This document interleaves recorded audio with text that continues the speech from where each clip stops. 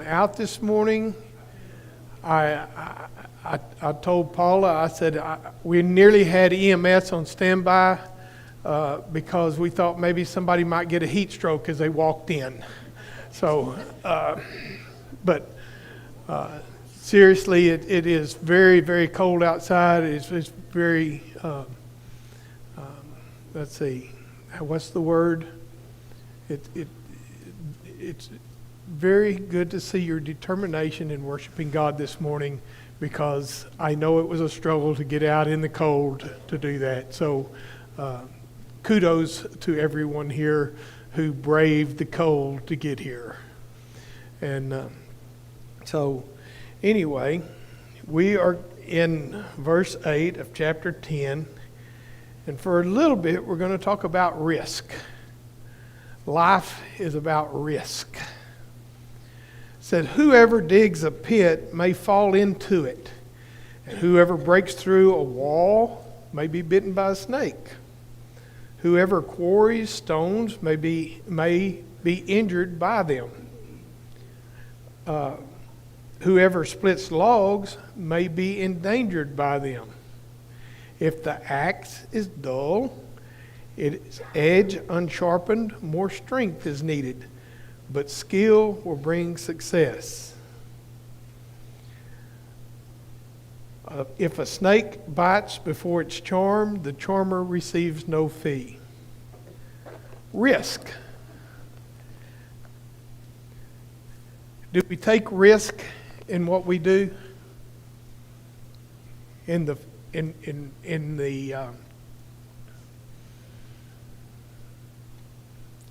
In our business dealings and in our work, do we take risk? So I see that the cold has got y'all's mouths. Is everybody's lips frozen? Do we take risk? Everything that we do,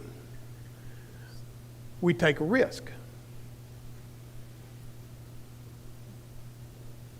If you say, well, financial stuff, anything you do financially, you take a risk. If you break through a wall, guess what? Something could be behind that wall that could get you. It doesn't matter what we do, there is risk involved in everything. So how does that go back over to chapter 9, the end of verse 11, where it says, but time and chance happens to them all. So we all take risk. We all take risk, but time and chance determines what happens. We break through that wall. There's nothing back there. We got the wall broke down like we wanted to. No problem. The brick that we were going through didn't fall on our toes and everything's okay. But what happens to the guy who breaks down the wall and the brick falls on his foot and he loses his foot, or that he gets bit by a scorpion that's a deadly scorpion, or that he gets, it doesn't matter it doesn't matter, the same job for the same person can result in a totally different outcome. So what's the meaning of doing it? What's the meaning of life? It doesn't matter what we do.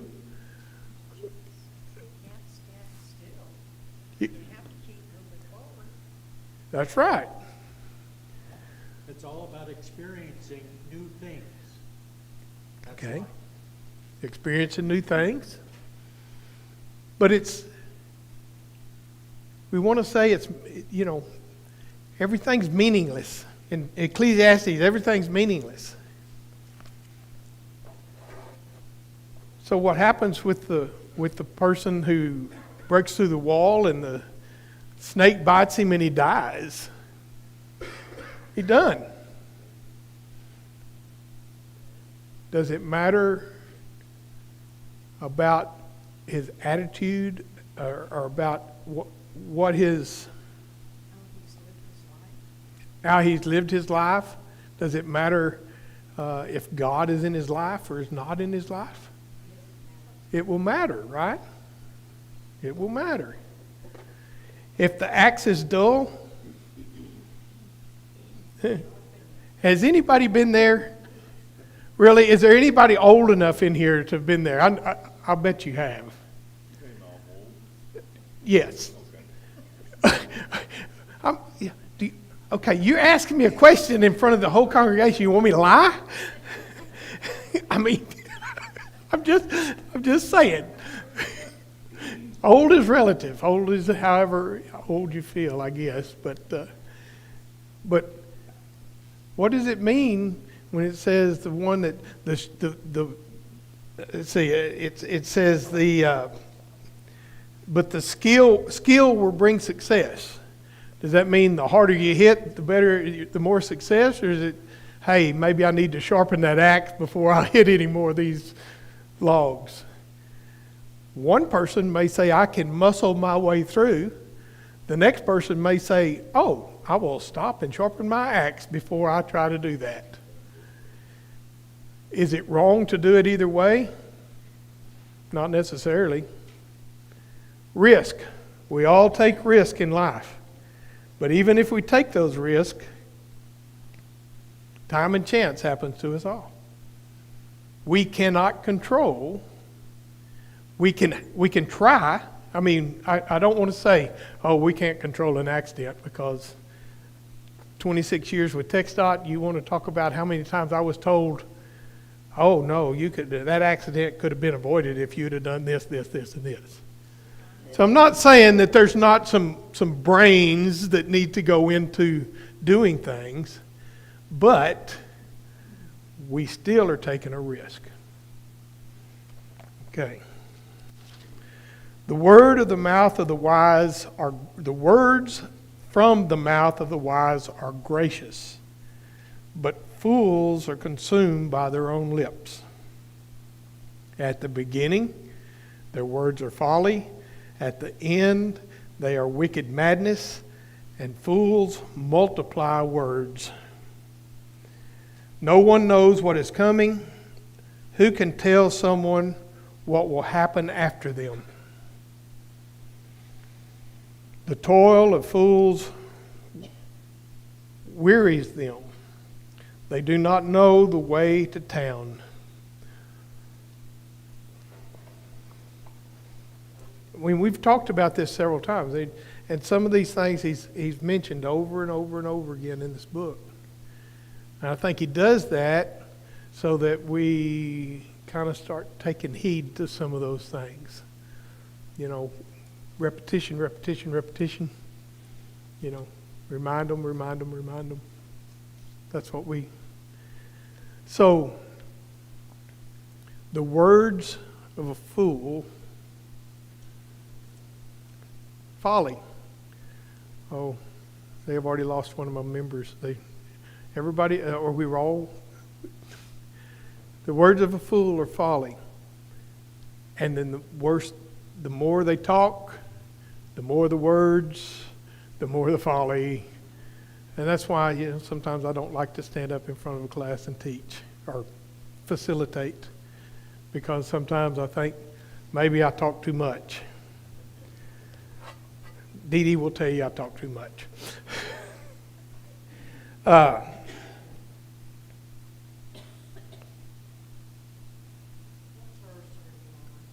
am on verse 13 and 14 of chapter 10. I'm sorry.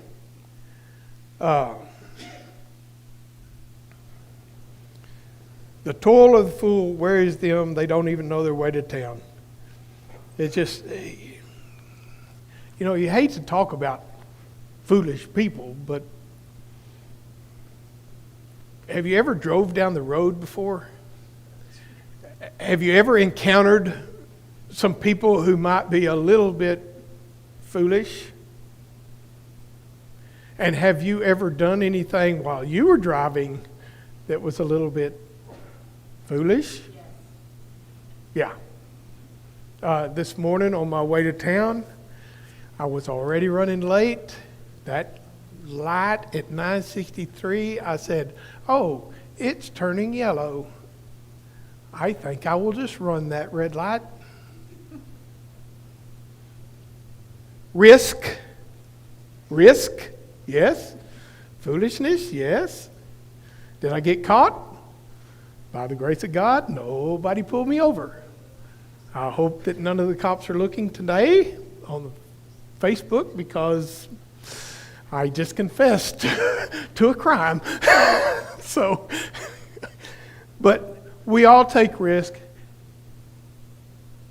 We can be wise about things, and we can be foolish about things. The wise man, gracious. If we listen to the wise man, the wise words, but we've also got to weigh those words on what is right and what is foolish.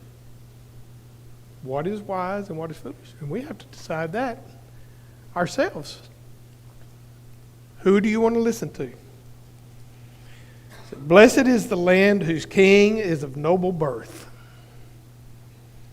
Oh, wait a minute. I missed one right here. Woe to the land whose king was a servant and whose princes feast in the morning. Blessed is the land whose king is of noble birth and whose prince eat at proper time for strength and not for drunkenness. So, what do you want? Do you want somebody who is a servant who turns out to be a king? Or do you want somebody from noble birth who continues to do and knows when to be sober-minded? I'm a little bit, it still goes back to time and chance. Sometimes somebody who was a king could be a servant, and he might be the best servant there ever was.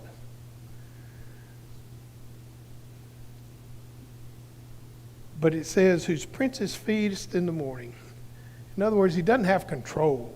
He doesn't have the control over the people that are around him. Or would you rather have somebody who has control over what's around them? That's basically what it's saying.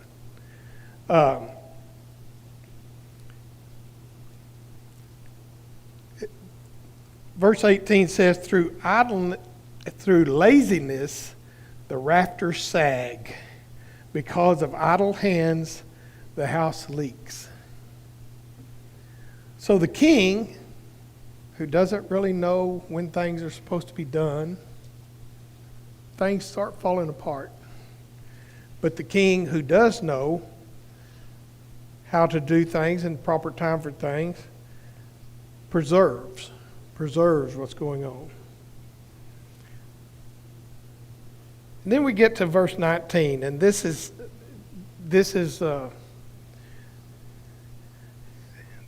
what I consider people's most, and I'm saying people general, the whole world, not Christian, but a feast is made for laughter.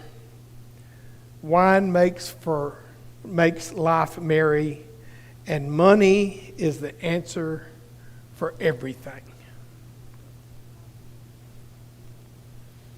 There's the fool. There's the fool. Is money the answer for everything? Does society think that money is the answer for everything? So are we to ignore this? I'm sorry? So are we to ignore that verse right there? What do you mean ignore it? Well, I mean, it's in here. Yeah, It says money is the answer for everything.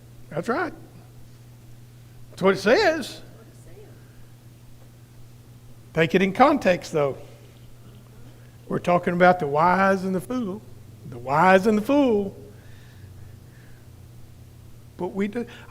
I know a man who says, I know that I should go visit people. I know I should do things. I know that I should come do this work up at this building. I know I should do. But it's just a whole lot easier for me just to write a check.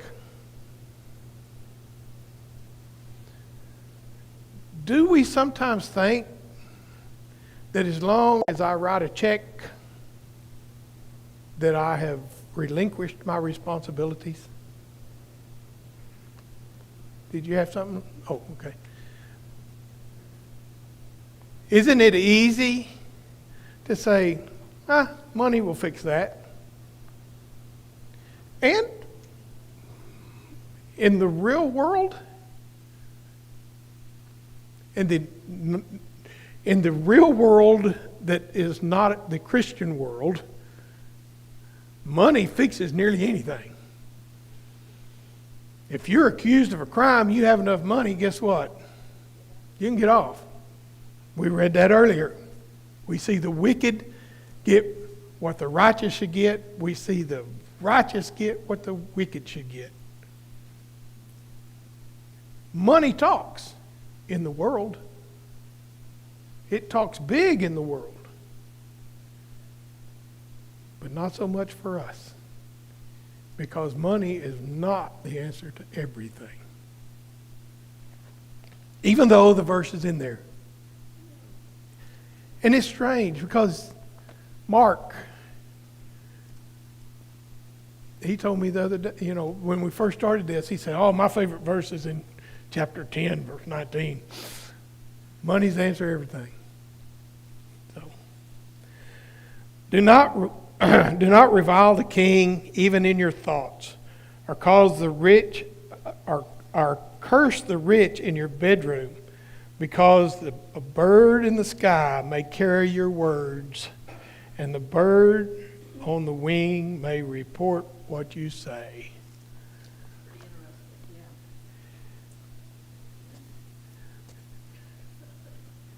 interesting, yeah. Y'all probably never got in anything like I did, but when I was a kid, and I don't know how this happens, but when I was a kid, if I did something wrong, if I was out somewhere and I did something wrong, there was no cell phones.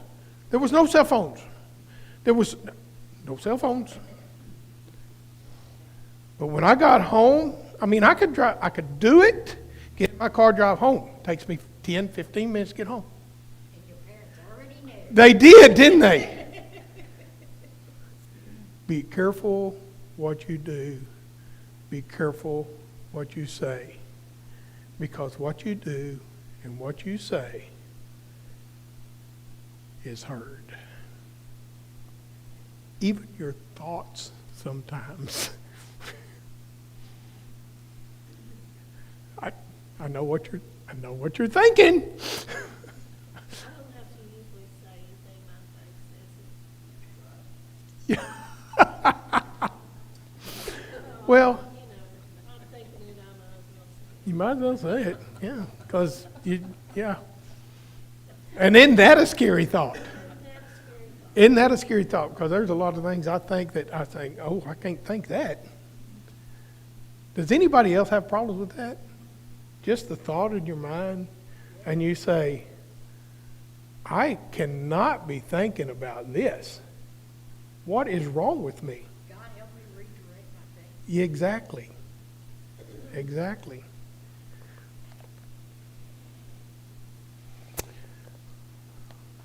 Chapter 11. Ship your grain across the sea.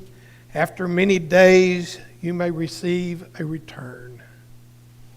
Invest in 7 ventures. Yes, in 8. You do not know what disaster may come upon the land. If the clouds are full of water, they pour rain on the earth. Whether a tree falls to the south or to the north, in the place where it falls, there it will lie.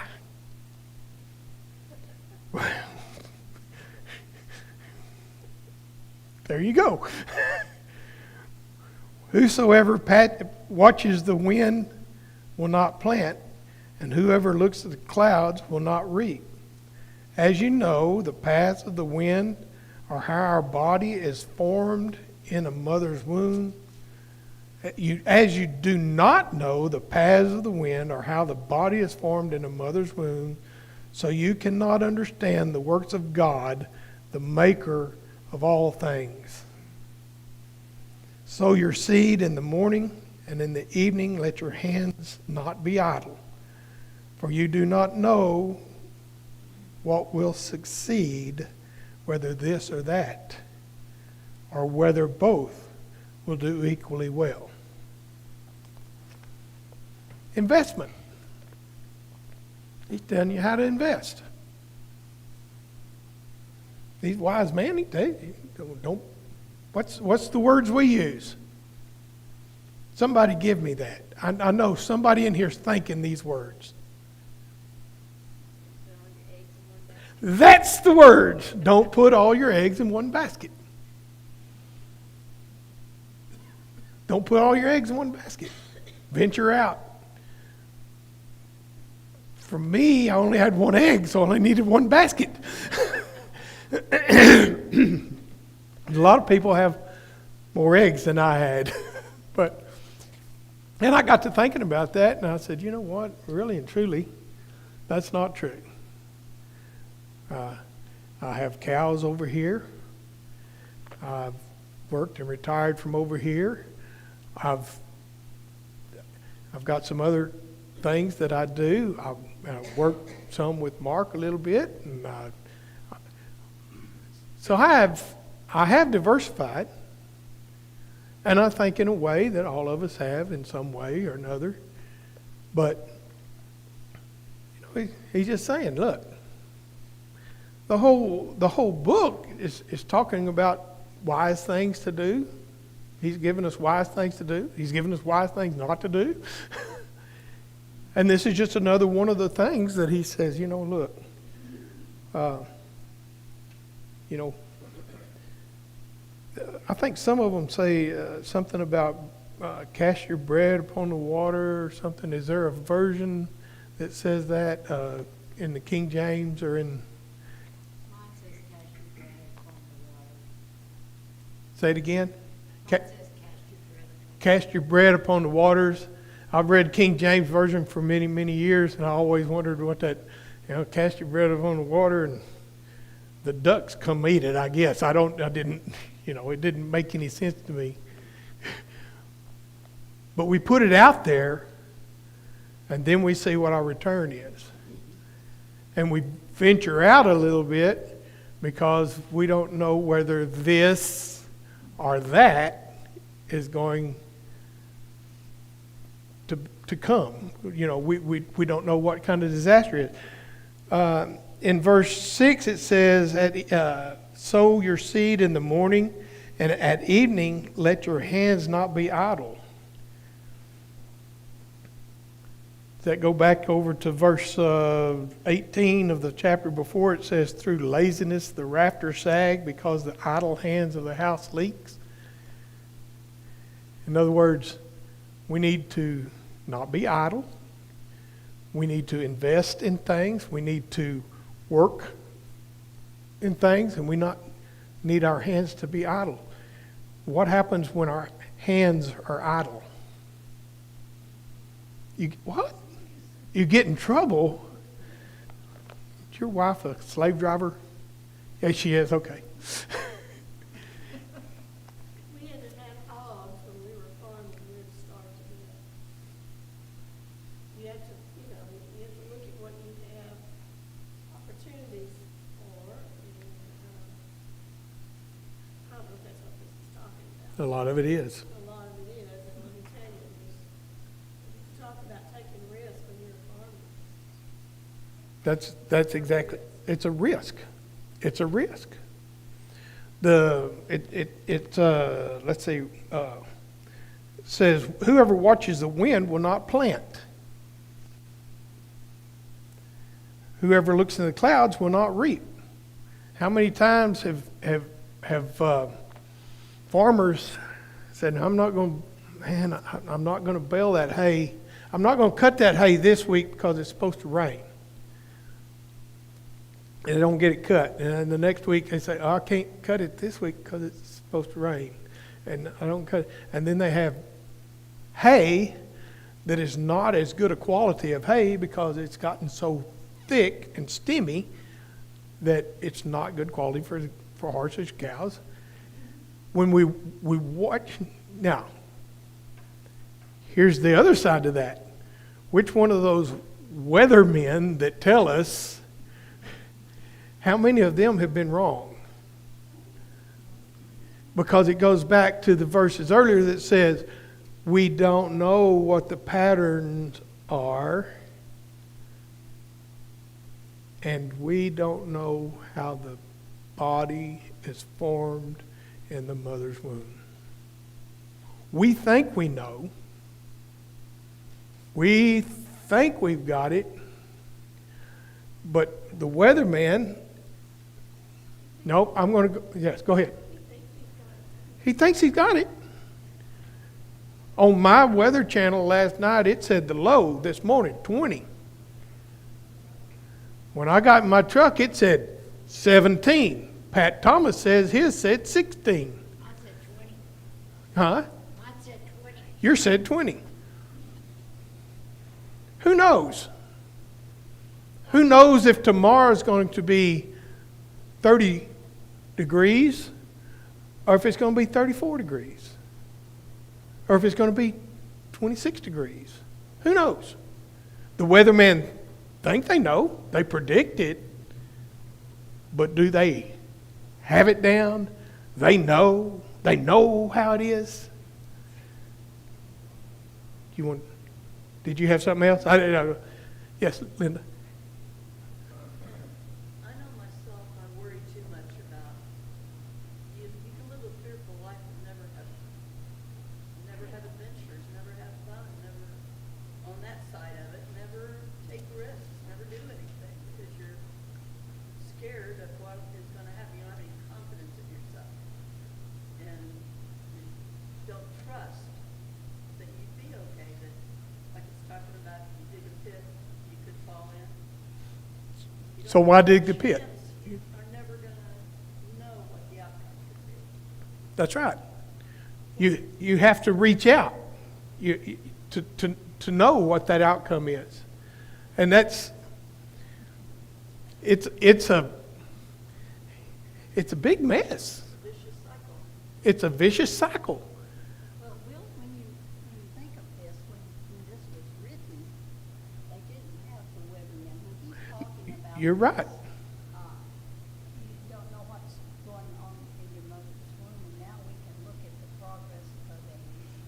But we still don't know the ultimate. The Lord's the one that's in control of that weather and that thing. We may have a better prediction and idea than when he wrote this. That's true. We may have a better prediction of how it, and with weather balloons and all this stuff, they follow the patterns and stuff. Think about this at the time that he was writing it, Mm-hmm. and the knowledge that they had, what he's saying to us. Right. Right. They did not have, but even at that, and that's what I'm trying to say, is even now, we don't know. We have better way to predict, but we don't know exactly. But that hay may still lay in the field. That's But we won't. That's right. That's right. But without taking that risk, there will be what? No reward. No reward without taking the risk. So,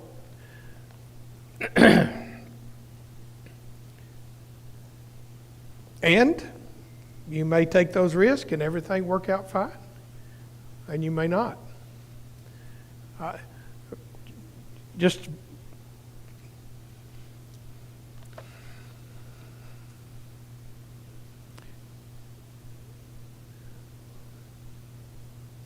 well, I'm not going to do it. I really It's kind of like, people say you can't gamble. Well, what is gambling? Ranching. Biggest gamble we ever took. I spent ranching.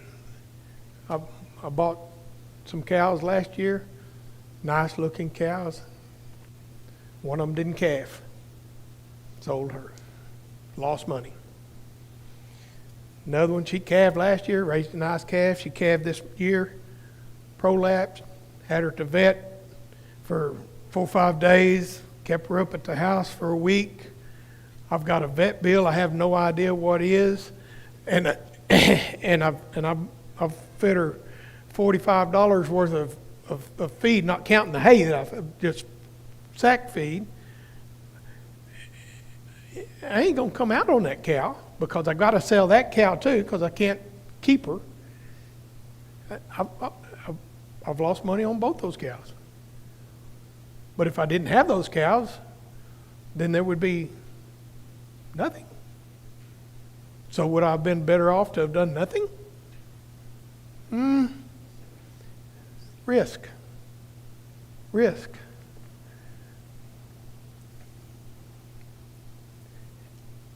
It's a gamble. We say gambling's wrong. Well, if you say gambling's wrong, then you're saying taking a risk is wrong because that's all gambling is. Bible talks about ill-gotten gain. And that's when you're taking advantage of somebody, you're doing something that is morally wrong.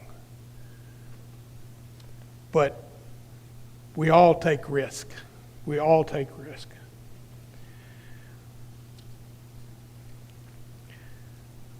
Light is sweet, verse 7, light is sweet and it pleases the eye to see the sun.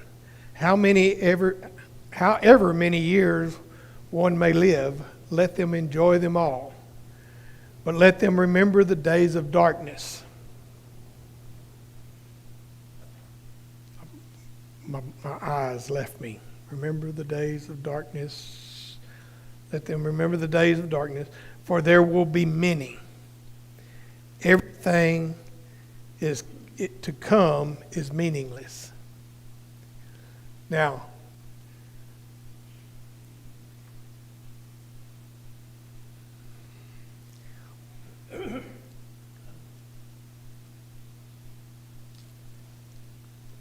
we look at the book, and we've said this several times, and it's really a downer book. But there's some things in the book that make us say, okay, what is it that he's trying to tell us? Is he telling us that life is just terrible, terrible, terrible? And in a way, yeah. But in a way, he always comes back with the same thing. Joy. Joy. What makes us joyful? What is it that we do that brings joy to our lives?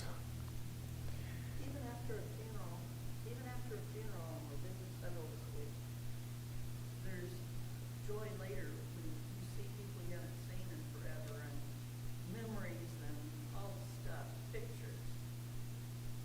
And it's all, there's something that comes good out of even awful things. Good can come out of awful things. I like the translation, the American Standard Translation we looked at. Instead of meaningless, it says fleeting. Fleeting. It's short. Short. Appreciate what you've got while you've got it.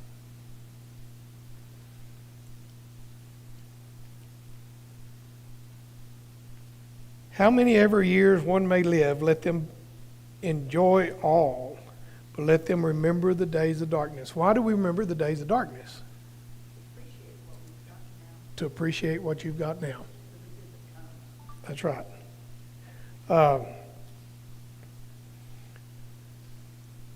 Will there be more days of darkness or more days of joy? Don't know. But there's going to be a lot of days, it says there's going to be a lot of days of darkness. A lot of times that's what we make it to. You know, we have some play in that right there. Don't we have a lot of play in all of it? Well, yeah, but, you know, we always, I think a lot of times people, you know, are so negative about what's happening to them that they don't even take the time to try to fix what might make it a little bit better. Yeah.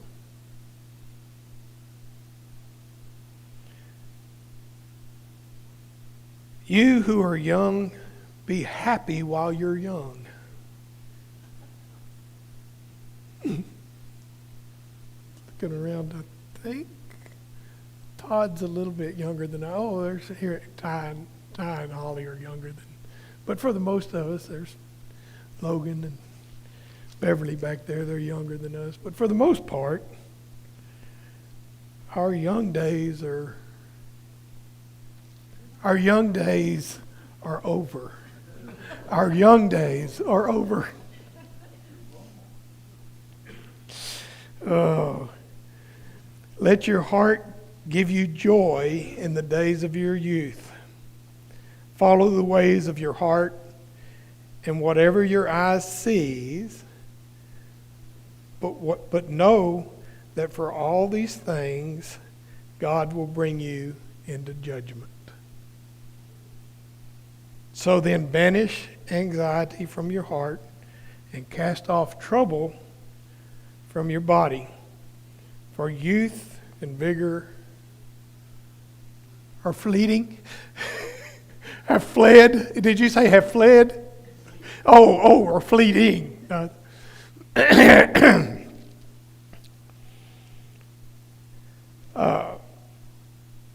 Follow the ways of your heart. Some people read that and they say, follow the way of your heart, and what do they think?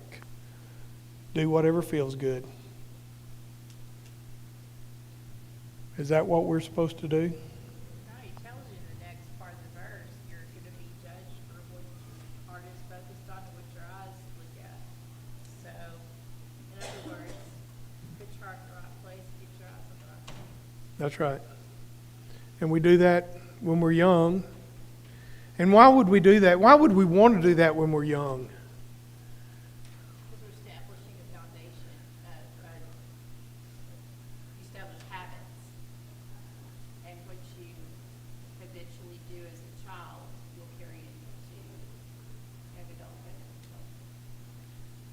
So, establish a relationship with God in your youth,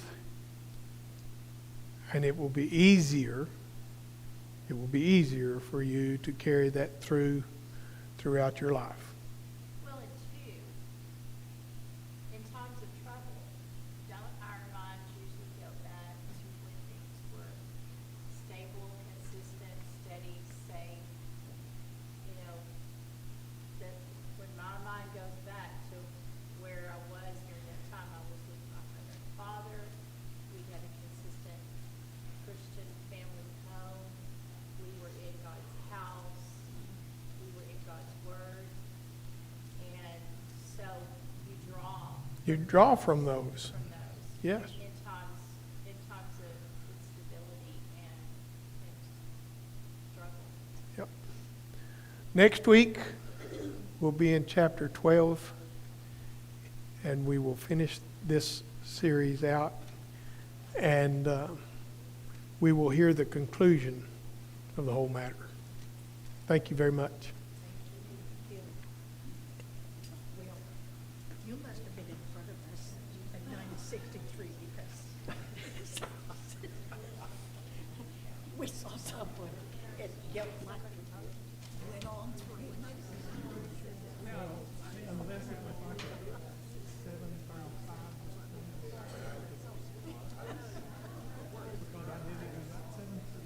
Oh, okay, but it wasn't you.